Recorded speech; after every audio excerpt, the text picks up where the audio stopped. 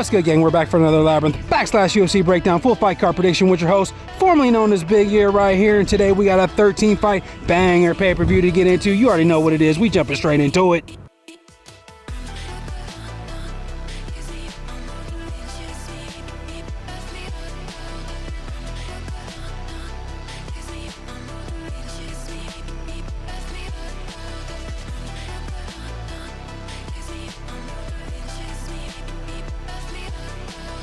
All right, first up, we got Ricky Simón versus Vinicius Oliveira. Pretty good scrap right here, opening up the card. Vinicius Oliveira is going to be the better striker of the two. He likes to explode in. He's very dangerous in that kind of mid-range clinch range as well. Very dangerous in the clinch. He likes to explode in, knock people out. One thing about him I noticed though is the way he likes to kind of time that explosion to look for the finish. It's going to set up an opportunity for Ricky Simón to duck under and get his game going, and that's going to be the wrestling. And then once this fight gets to the ground, it's going to be all Ricky Simón's world. He's a way better grappler. I'm gonna have to take Ricky Simón in this one. I'll take him by submission. Yeah, give me Simón.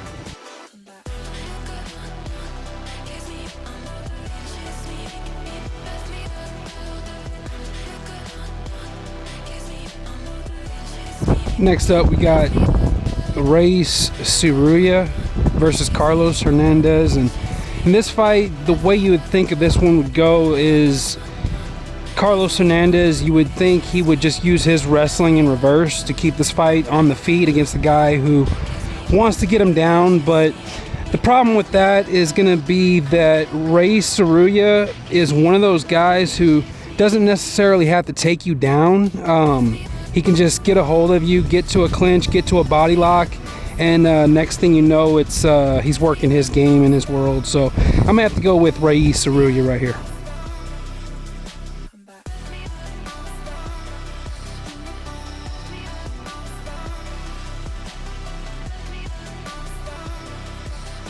Up next, you got Andrei Arlovski versus Martin Buday. The way I look at this is that basically the UFC's giving Andrei Arlovski one more chance to go out with a win right here, man. Martin Buday guy really doesn't have much on the feet. He's going to try to wrestle in this spot, but I think Arlovski's got just good enough cardio to where he'll be able to defend off the takedown a little, just enough, and it'll be, what do you like more, the stand-up of Arlovski or the control of Buday? And I'll take a chance on Andrei Arlovski.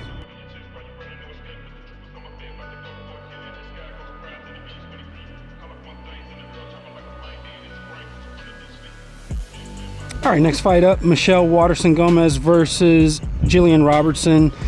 So basically, fight that can go either way right here. I just see it coming down to, the third round, who can push a little bit more. I see that probably being Jourdain. I see, Jourdain probably coming out control in the first round. Maybe Waterson coming back in the second round. It's just going to come down to who can dig a little bit deeper in that third round. And I just think that's Jourdain in this spot. I think she'll get it to the mat when she needs to. So give me Jourdain.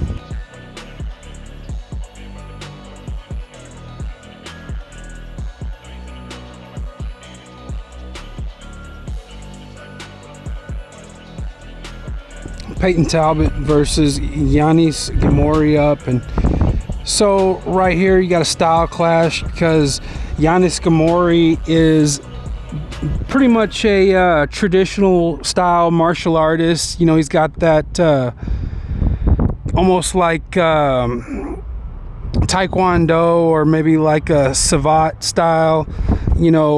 He's very heavy with his kicks, comes out very kick heavy, but that doesn't really work too well when you got a guy crash in the pocket as much as Talbott does. So being that crazy guy who crashes forward is going to help Talbott here. Give me Peyton Talbott.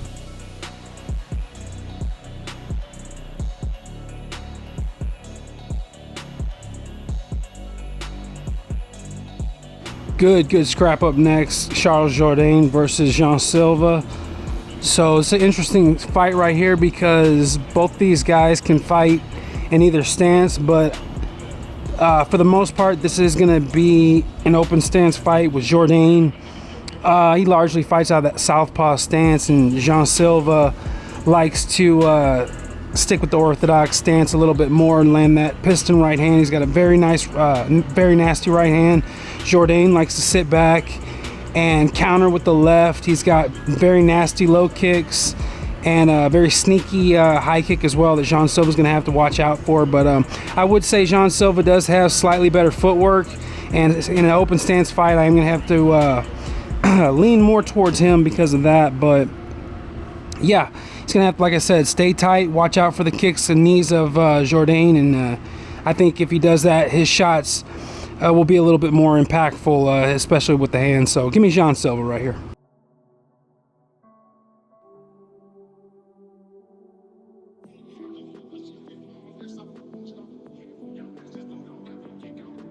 All right, next up, Cub Swanson versus Andre Fili. So it's a tricky fight to try to handicap right here, guys, because there's a lot of different variables that can go wrong in this fight for both guys. Cub Swanson is a little bit, you know, on the back end of his career. He's not as quick, doesn't have the agility and, you know, quickness that he used to have. So I feel like, you know, he is better with his stand-up, but because he is at the back end, the tail end of his career, you know, it's going to give Fili a little bit more of a level playing field here on the feet.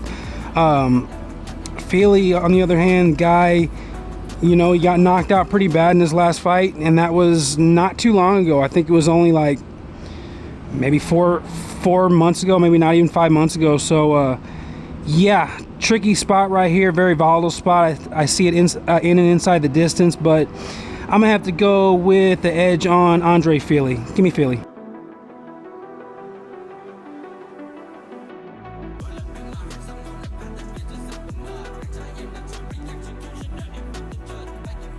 Next up, Joe Pyfer versus Marc-Andre Barriault. This is a good scrap right here. You know, Pyfer's going to be looking to prove something after he got a little bit exposed in his last fight against Jack Hermansson, and for me, that's not really a good thing.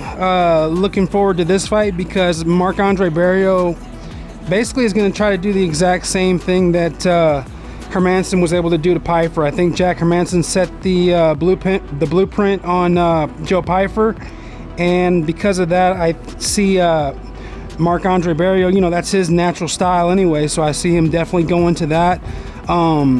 Pyfer's going to look to, you know, get inside on Marc-Andre Barriault and let the hands go, but if he can't stop him early, this fight goes late, I'm definitely going to be leaning more towards the side of Barriault. So yeah, I got to take a dog shot on Marc-Andre Barriault.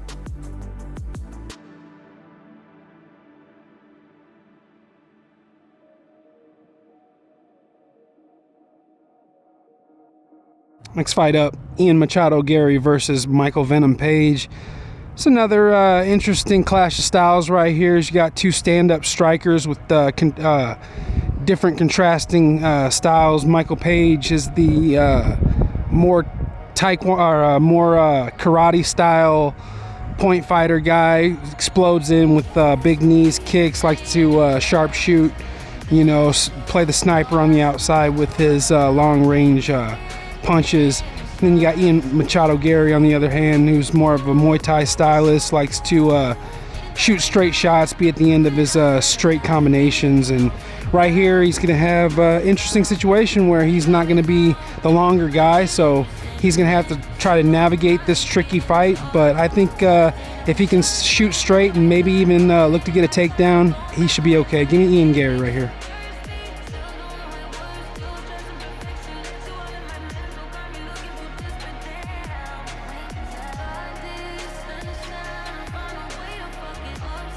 Up next, you got Mayra Bueno Silva versus Macy Chiasson. So, right, looking at this fight, thing that jumps right off the page right away for me is the improvements that Macy Chiasson has made. particularly with her stand-up game.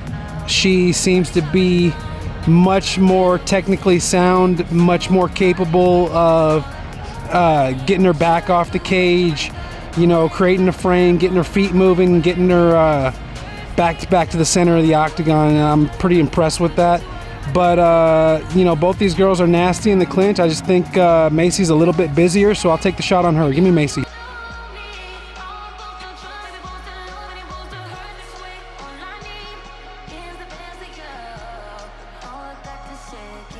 Interesting fight up next. Anthony Smith versus Roman Dolidze.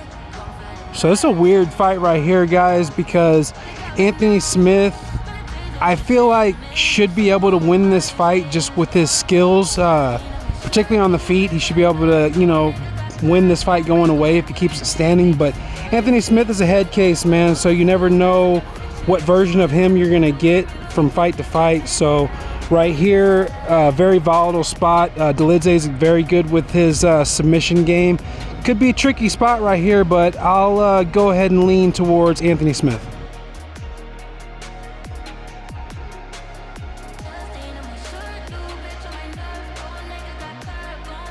All right, very volatile spot right here. Brian Ortega versus Diego Lopes. And so both these guys are pretty reckless on the feet. I would say Diego Lopes is far more effective with his striking game than Ortega is, but still he is hittable. He comes forward very reckless. Ortega, I think, is going to be a little bit more effective with his jiu-jitsu game. But right here, you know, I can't fade Diego Lopes anymore, guys. I can't go against him anymore. I'm going to have to side with him right here. I think you know, Ortega's a little bit too hittable. I just see Lopes stopping him. Give me Lopes.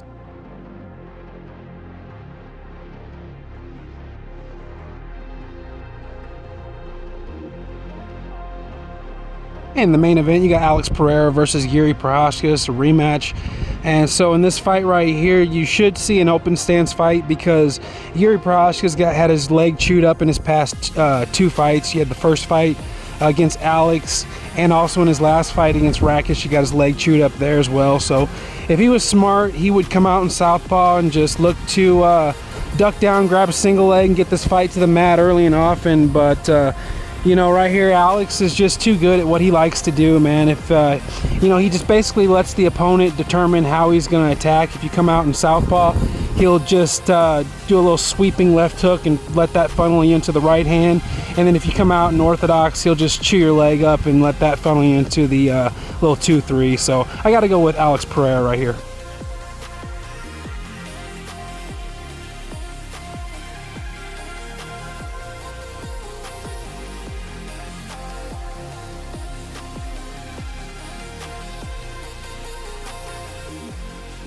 And if you made it this far, guys, massive shout out to you. As always, be sure to subscribe to the MMA Clown Show on YouTube for the craziest live streams, the most entertaining sports content, and the very best MMA prediction competitions. Thanks so much for watching, and I'll catch you on the next one.